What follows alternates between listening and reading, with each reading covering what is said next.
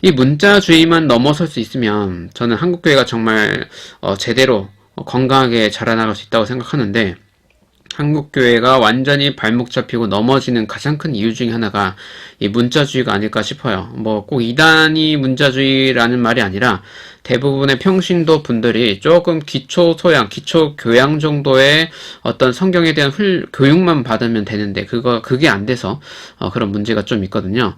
일단 문자주의라고 하면 이제 어떤 말일까요? 뭐 어렵게 생각할 필요 없이 성경의 창세기부터 계시록까지 여기 있는 모든 문장들을 이제 사실로 받아들이는 것.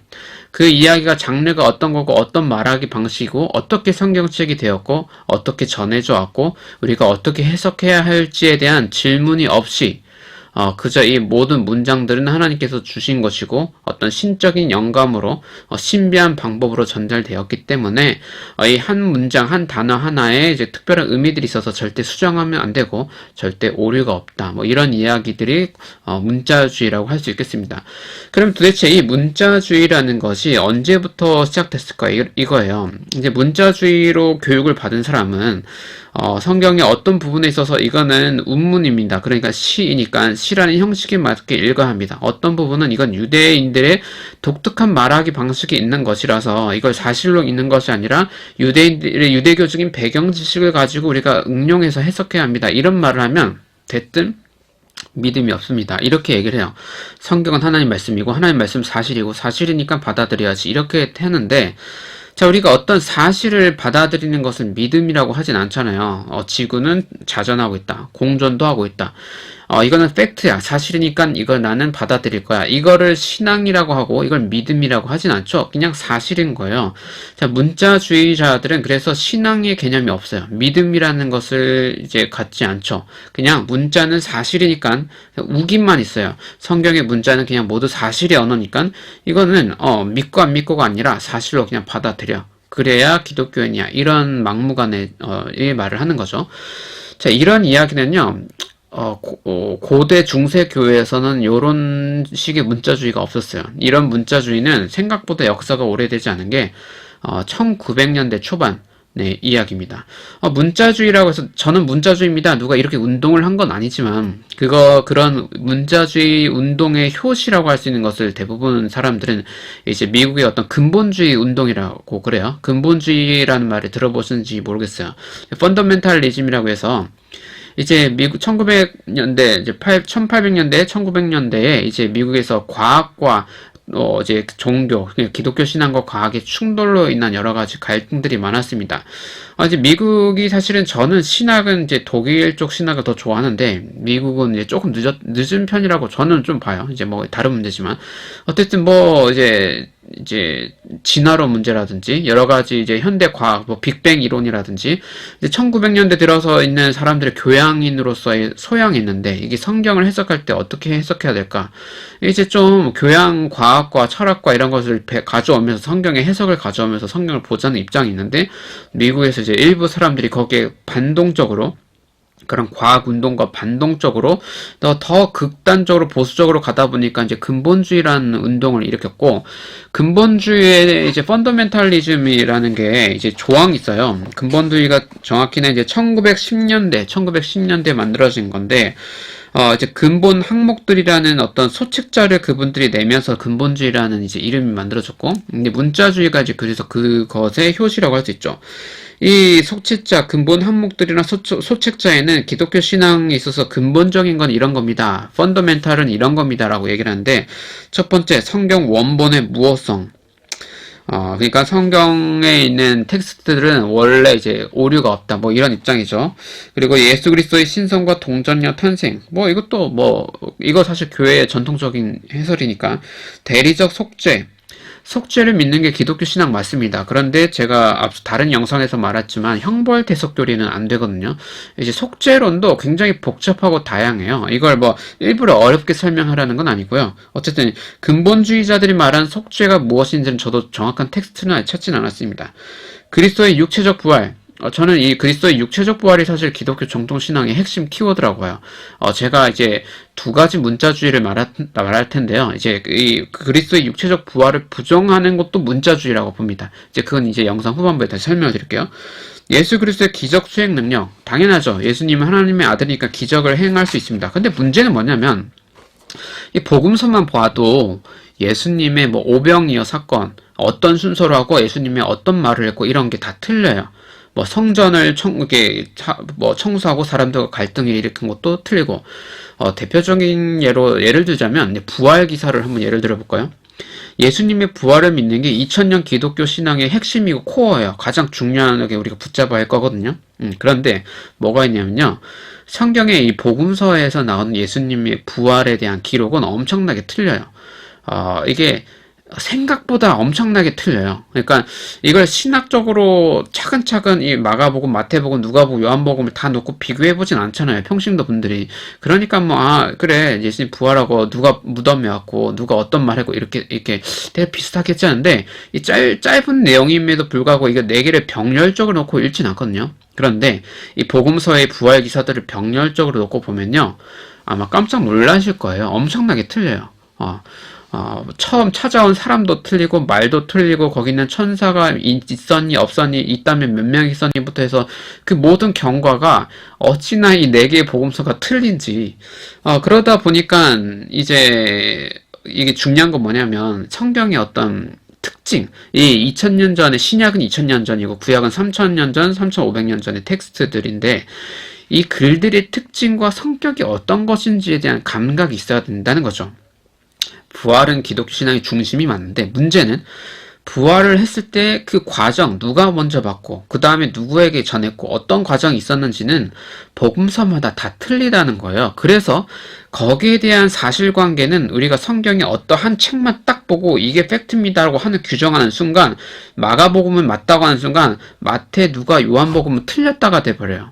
그럼 이 네 개의 복음서를 같이 존중할 수가 없죠. 그래서 문자주의는 기본적으로 성경을 종합적으로 모두가 하나님의 말씀입니다라고 고백할 수가 없어요. 왜냐면 복음서 이야기가 엄청 틀리니까. 자, 제가 문자주의는 그래서 1900년대에 아주 극단적인 그런 펀더멘탈리즘 운동에서 시작된 거라고 했잖아요. 어떤 생각하면 현대인들이 이렇게 생각할 수 있어요. 고대인들은 우리보다 지적 능력이 떨어지니까 그냥 성경은 모두 사실입니다. 이렇게 생각하지 않았을까? 이런 질문을 할 수도 있는데요. 그래서 성경을 좀 이제 비유적으로 해석하고 뭐 이렇게 하는 건 현대에 와서야 그렇게 됐다라고 생각하는 분들도 있을 수 있는데 그건 고대의 신앙인들의 텍스트를 한 번도 읽어보지 않은 사람이 할 말이에요. 자, 이단에서 말하는 비유풀이 신천지 막 그런 거 있잖아요. 그런 게 아니라 이 교회들이 그 알레고리라는 말을 쓰는데 왜냐하면 이제 이단에서 말하는 비유풀이란 조금 이렇게 그러니까 알레고리적인 해석이 어떤 건지 제가 한번 설명드릴게요. 히에로니무스라고 해서 AD 400년대에 굉장히 중요한 교부가 있거든요. 얼마나 중요한지 일단 제가 텍스트 읽어보고 좀 설명드릴게요. 제가 이제 인용할 책은 여기 보면 교부들의 성경주의라고 해서 캐톨릭 책인데 구약 성경, 신약 성경의 모든 주석들의 교부들의 이야기들을 인용해온 책이에요. 자, 오늘날 이렇게 교부들의 글을 한국말로 번역한 텍스트들이 굉장히 많아지고 있거든요. 제가 신학교 다닐 때 몇 년 전, 한 5년, 6년, 7년 전만 해도 많지 않았는데 지금은 그 지난 10년 사이에 정말 많아졌어요. 그래서 누구나 한글로 교부들의 글을 읽을 수 있습니다. 제가 히에로니무스의 창세기 주석을 살짝 읽어볼게요. 어떤 느낌인지 한번 직접 들어보세요. 하나님께서 아담의 옆구리에 갈빗대를 뽑아 여자를 세우셨다. 여기서 성경은 세우셨다고 말합니다. 세우다라는 개념은 커다란 집을 짓는 것을 뜻합니다. 결과적으로 여자를 만들기 위한 아담의 갈빗대는 사도적 권위에 의해 그리스도와 교회를 나타냅니다. 이는 하느님께서 갈빗대로 여자를 지으셨다고 성경이 말하는 까닭이기도 합니다. 자, 뒤에 생략해서 요 부분만 읽어도 어떤가요? 이 히에로니무스가 갈빗대에서 아담의 옆구리에서 갈빗대에서 여자를 만들었다고 할 때 이거를 문자적인 해석, 이게 팩트입니다, 여러분. 여자는 갈빗대에서 실제적으로 갈빗대에서 만들어진 겁니다 하는데 몰두하지 않죠. 히에로니무스가 이거를 팩트로 믿었는지 안 믿었는지는 그 누구도 알 수 없어요. 하지만 그 시대의 교부, 이 목사인 히에로니무스는 성도들에게 이 창세기 해설을 어떻게 하고 있어요? 세운다는 개념을 이 신약에서 에베소서의 교회를 세우는 단어와 연결시키면서 이걸 어떻게 했냐면 그리스도와 교회의 관계로 하나님의 은혜로 교회가 세워지는 것으로 설명을 해요. 무슨 말이냐면 이걸 알레고리적 해석이라고 하거든요. 무슨 말이냐면 비유적 해석이긴 한데 이 비유가 자기가 하고 싶은 말을 하려고 하는 게 아니라 마치 히에로니무스 내가 영이다, 내가 예수다 이렇게 사이비적인 비유를 하려는 게 아니라 그 당시 신앙생활을 하고 있는 교회의 덕을 위해서 그리고 신구약을 종합해서 신학적인 해설을 하는 걸 알레고리라고 해요. 그러니까 이런 해석이 교부들의 해석에 주고요. 주로 예수 그리스도 중심적으로 구약을 해석해요. 뭐 아담과 하와 이야기, 그 4대강 이야기나 그 에덴 동산 근처에 강의록 이런 거 있잖아요. 그런 것을 이건 교회에 어떤 것을 요구하는 것입니다. 성도는 이렇게 살아야 합니다. 이렇게 교회적으로 뜻풀이를 하면서 교부들은 성경을 해석해요. 물론 교부들 중에도 문자적인 해석을 한 사람도 있긴 있겠죠. 하지만 이렇게 알레고리적 해석을 하는 것이 이 신학자들의 임무라고 생각했고 교회는 이것을 수행착오로 2000년 동안 해온 거예요. 하면서 이런 해석은 너무 과해서 좀 버려야 할 것, 이런 해석은 우리가 끝까지 가져가야 할 것, 이런 작업을 가다듬는 것들이 신학자인 몫인 거죠. 목사가 해야 할 일은 성경 해석에 있어서 2000년의 역사 동안 우리가 붙잡아야 할, 신뢰할 만한 해석들, 교회적 해석들을 성도들에게 공유를 하는 것을 목사가 하는 것이고 교회라는 기관은 그런 것을 함께 나누는 공간이에요. 자, 다 됐고 성경은 팩트야, 사실이니까 그냥 다짜고짜 아무것도 묻지 말고 그냥 사실을 믿어, 이렇게 가르쳐 온 교회의 역사는 없다는 거죠. 그렇게 말하면 사이비 이단입니다. 그게 왜 이단이 되냐면 성경 안에 이제 정합성들, 성경 안에 충돌 지점을 해결하지 못하기 때문에 결론적으로는 그런 문자주의는 성경 자체를 박살내 버려요. 부활 기사가 그렇죠.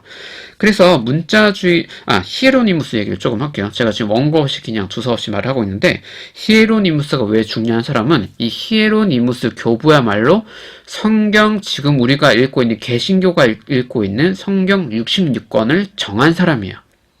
그러니까 이 성경 창세기 출애굽기 레위기 미세 이거부터 해서 그 요한 계시록까지 이거를 누가 딱 앉은 자리에서 음성을 들어서 하는 게 아니라 이런 성경 66권과 비슷한 굉장히 많은 문서들이 있었고요. 히에로니무스는 어떤 사람이냐면 그 수많은 문서, 교회가 그걸 다 읽고 있었거든요. 수백 년 동안. 그 중에서 히브리 목록에 따라서 이 개신교, 지금 우리가 읽고 있는 목록, 가장 보수적인 태도로 개신교가 인용하는 이 목록에 있어서만 교회의 제1성경으로 인정합시다라고 한 사도예요. 여기에 반대한 사람이 바로 아우구스티누스입니다. 아우구스티누스는 지금 카톨릭 교회는 개신교보다 성경이 좀 더 많죠. 그렇게 아우구스티누스는 좀 더 관용을 베풀어서 이런 성경책은 빼야 하지만 이 정도까지는 우리가 모두가 성경으로 인정해야 합니다 라고 얘기했죠. 아프리카의 아우구스티누스 교부의 그게 영향력이 더 컸고, 그래서 캐톨릭이 성경의 범위가 더 넓죠. 개신교는 나중에 나오면서 이 히에로니무스의 그 입장을 따라서 성경을 66권으로 정한 거예요. 그러니까 성경 문자주의라고 할 때는 이런 과정들이 다 빠져 있어요. 그리고 제가 볼 때 가장 큰 문제는 이 성경과 비슷하게 굉장히 교회에서 중요하게 생각했던 수백 년 동안 읽혀왔던 많은 문서들이 있거든요. 이런 그 시대의 고대 문서들만 살짝만 다 읽을 필요 없어요. 저도 목사지만 제가 다 읽진 않았어요. 그 조금만 읽어도 문자주의가 왜 말도 안 되는 것인지, 요한계시록과 비슷한 교회가 읽어왔던 많은 책들만 읽으면 이게 이렇게 읽어야 하는구나 조금의 감이 생기거든요. 그런 건 아무런 과정 없이 그냥 성경 글자만 딱 붙잡고 이 글자만 믿는 것, 이 문자주의로 가면 큰일 난다. 제가 아우구스티누스 얘기를 했으니까 그 얘기를 조금 해볼게요. 아우구스티누스가 원래 제가 앞서 얘기했듯이 아프리카 사람이고 그 당시 유행했던 페르시아의 마니교에 빠져 있어요. 선한 신과 악한 신을 믿는 그런 선과 악에 대한 걸로 세상의 이치를 설명하려는 그런 종교에 빠져 있다가 어머니가 신실한 기독교인이었는데 어머니가 이 아들과 그 아빠, 그러니까 남편을 전도하려고 많이 노력했거든요. 이 어거스틴에게 성경책을 줍니다. 제발 읽고 한번 하나님을 좀 알아가보자. 하지만 이 청소년일 때 어거스틴이 성경책을 엄마의 권유로 읽다가 바로 덮어버려요. 엄마, 이거 창세기라는 처음 읽고 1장, 2장 바로 시작부터 틀린데요? 창세기 1장이 7일 창조와 창세기 2장이 창조 순서 시작부터 틀린데 이거 어떻게 믿냐고. 그냥 거절하죠.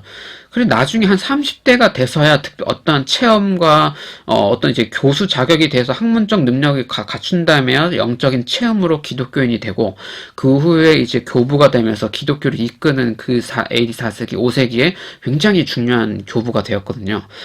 그래서 이제 어거스틴은 어떤 고민을 하냐면 이스라엘, 아프리카면 이스라엘에서 멀잖아요. 대체로 이스라엘에서 먼 지역, 로마나 아프리카 이쪽의 지역의 신학교, 교회들이 이런 알레고리적 해석을 많이 해왔어요. 예루살렘으로 갈수록 약간 문자적으로 해석하는 경향이 있었고요. 그러니까 이 지역마다 조금씩 차이가 있었던 거죠. 그래서 이스라엘 사람이란 유대인들의 이 글쓰기 방식, 이거를 이 신앙 고백을 어떻게 해석해야 할지 굉장히 많은 고민을 했죠. 그래서 영과 문자라는 책도 썼는데요. 번역은 되었지만 좀 절판돼서 구하기는 어려울 거예요. 어쨌든 성경을 문자주의로만 해석하면 안 된다라는 이야기를 쓰는 거예요. 이 교부들이. 그럼에도 불구하고 교부들이 이제 어떤 성경의 어떤 내용들을 좀 문자주의적으로 해석하는 경향들도 있긴 있었어요. 이제 이건 조금 전문적으로 들어가겠죠. 하지만 대부분의 이 교부들의 주석을 보면 알레고리적으로 우리 그 당시 AD 300년 당시 교회가 속한 300년의 교회, 400년의 교회, 500년의 교회 그 시대의 교회들에게 필요한 이야기 예수 그리스도 중심으로 성경을 읽기 위해서 교부들이 나름대로 고민하고 성경 전체를 고민하고 그 당시에 철학적 능력을 총동원해서 해석을 하는 데 노력을 해왔던 거죠. 그러는 과정 가운데 66권 성경이 정해지는 거예요. 근데 이것을 모든 걸 맥락을 빼고 자, 성경은 오늘날 우리 기자들이 글 쓰는 것처럼 뉴스 원문처럼 과학의 글쓰기처럼 근대 이후에 나온 과학이나 학문의 글쓰기처럼 사실로 읽어야 합니다. 이렇게 되는 순간 큰일 나죠. 어거스틴이 말한 것처럼 창세기 안에 이미 모순이 있어요. 문자주의로 가는 순간 성경은 그 자체를 박살날 수밖에 없거든요. 예를 들어서 여호수아를 가면 어떤 때는 이 가나안 전 부족들이 모두 점령했다고 하는데 어느 구절 가면 아직 점령 못해서 엄청 쩔쩔매요. 이게 다 섞여 있단 말이에요. 서로 모순되는 고백들이 굉장히 섞여 있는데 이러한 과정 가운데 하고 싶은 말의 본질이 뭘까를 추적해내야 해요. 이게 성경을 읽는 태도고 성경을 하나님의 말씀으로 보는 태도거든요. 자, 이렇게 얘기를 하면 어떤 분들은 또 극단적으로 말해요. 그러면 당신 7일 창조가 아니면, 사실이 아니면, 뭐 예를 들어서 노아 홍수가 사실이 아니면, 예수님 부활도 사실 아니고, 성경 전부 가짜냐? 전부 소설이냐? 성경이 전부 소설이면 교회가 시작될 수도 없죠. 그건 말도 안, 그러니까 완전 상상력이 없는 거고, 정말 메마른 해석, 이거 극단적인 해석이에요. 그런데, 조금 제가 공감을 해보려고 노력을 해본다면 실제로 이 신학의 스펙트럼 안에서도 극단적인 그런 해석하는 분들이 있어요. 저도 그분들에게는 이 문자주의를 싫어하는 것처럼 그런 해석도 엄청 싫어하거든요. 예를 들어서 부활은 가짜다. 왜냐하면 이 복음서의 진술들이 엄청나게 틀리니까. 끝이에요. 제가 말하는 건 이것도 문자주의라는 거예요. 교회는 처음부터 이 글자에 앞서서 뭔가 사건이 있었고 예수 그리스도의 부활 사건이 있었고 이 부활 사건 때문에 변화된 사람들의 모임이 있었고 이 여기에 나오는 떠도는 이야기들이 나중에 글자로 만들어진 거거든요. 그래서 이 증언들이 모두 조금씩 다 틀려요. 그럼에도 불구하고 교회는 이걸 알고 있었음에도 불구하고 수정하지 않고 하나로 통일화시키지 않고 이 모든 문서들을 교회의 문서들로 모으는데 합의를 하는 거예요. 수백 년을 걸쳐서. 고대인들이 멍청해서 마가복음 읽고 나서 마태복음 읽을 때 다 까먹어가지고 하나도 틀린 거 없네 이런 게 아니란 말이에요. 그런데 현대의 어떤 신학을 한다는 사람들은 지만 똑똑한 줄 알고 예수님 부활 후에 쫓아간 사람이 뭐 마가복음에는 여자 한 명인데 마태복음 여자 두 명이야? 그러니까 당연히 이거 말도 안 되지. 당연히 뻥이지. 이렇게 한단 말이에요. 텍스트 너머에 교회의 어떤 사건들을 상상할 수 없는 거죠. 그런 상상의 능력이 없는 거를 문자주의라고 하는 거예요. 그렇게 모순 충돌되는 지점마다 모든 거를 가짜라고 하는 것도 문자에 입각해서 바로 결론을 내리는 것이기 때문에 문자주의인 거죠. 그래서 극단적인 거예요. 하나는 자 뇌를 비우자, 되뇌를 비우자. 그래가지고 모든 건 사실이야, 모든 건 사실이야, 사실이야 이렇게 가는 문자주의가 있고, 그리고 하나는 조금의 현대인의 어떤 과학 텍스트로 보고 약간의 모순, 불일치한 진술들이 있으면 모두 가짜야 라고 말하는 극단주의자들. 이 양극단이 모두 문자주의라는 거예요. 기독교 신앙은 문자주의가 절대 아닙니다. 교부들이 해왔던 것처럼 이 신앙 고백 너머에 있는 신앙 공동체의 고민들, 어떤 삶들, 그들의 어떤 그런 것들을 상상해 나가면서 기독교 신앙의 본질이 뭘까를 이제 추적해 나갈 수 있는 태도가 있어야 되고요. 그 위에서 다시 오늘 우리가 이제 살아갈 때 이 고대의 신앙 고백문들을 가지고 어떻게 바람직하게 공동체를 만들고 어떻게 살아가야 할지를 고민하는 것이죠. 설교는 그런 신학적인 어떤 기본 베이스 위에서 성경의 어떤 해설을 공동체 사람들에게 전해주는 거예요. 자, 여기까지 이제 설명을 하겠고요. 그래서 문자주의를 넘어서지 않았을 때 어떤 문제가 생기냐? 아주 심플하게 말하면 창세기를 문자주의로 접근하면은 이제 세상 학교를 다닐 수가 없습니다. 창조과학에 빠질 수가 밖에 없어요. 기본적인 초등학교에서부터 배우는 과학 소양을 배울 수가 없고요. 요한계시록을 문자주의로 가면 이거 완전 판타지 속에 살아요. 괴물들, 막 어떤 용들, 날아다니는 어떤 것들, 뭐 태양이 지구로 떨어지고 막 요한계시록에 나오는 어떤 언어들을 구약 성경의 맥락이 아니라 그냥 팩트 사실로만 보는 순간 어떤 판타지 속에 묻혀 살 수밖에 없고요. 아니면 극단적으로 다 뻥이야, 성경 다 가짜야, 이런 극단과 극단 사이에만 있을 수 있는 거죠. 이게 바로 문자주의의 문제입니다. 저는 여러분이 그 양극단이 아니라 기독교 신앙이라는 것은 이 사회에서 교회가 어떤 해석을 해왔고 어떤 게 바람직한 해석일까, 이 공간 안에서 뭔가 생각하고 움직이는 걸 말해요. 기독교 신앙이라는 거거든요. 저는 이 길을 여러분들이 어떤 찾아가는 어떤 감각이 우리 모두에게 있었으면 좋겠습니다. 문자주의는 그래서 절대 안 된다. 반드시 넘어서야 한다. 자, 오늘은 여기까지 하겠습니다. 자, 믿는 생각이었습니다.